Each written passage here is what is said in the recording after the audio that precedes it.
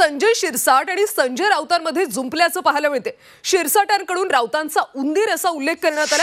दरम्यान उंदीर टीकेवरून राऊतांनी शिरसाटांवर पलटवार केला। कुणी उंदीर म्हणाल्यानं सत्य लपत नाही, उंदरानं तुम्हाला कुरतडून ठेवलंय असा टोला राऊतांनी लगावला।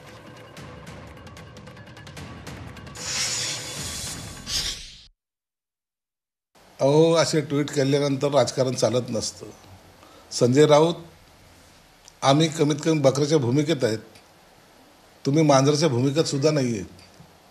तुम्हाला विचारतोय कोण?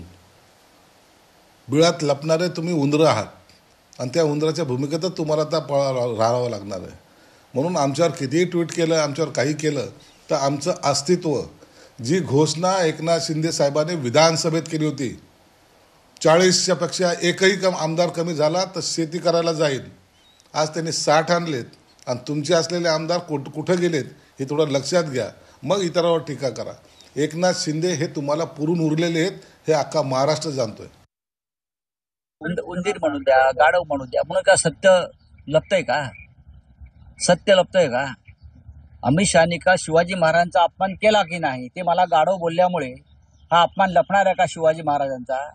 मला उंदीर बोलल्यामुळं उंदीराने तुम्हाला कुरतडून ठेवलाय पूर्ण। आणि आमची मेहनत आहे ना गाढवासारखी, गाढव मेहनतच करतो ना महाराष्ट्रासाठी।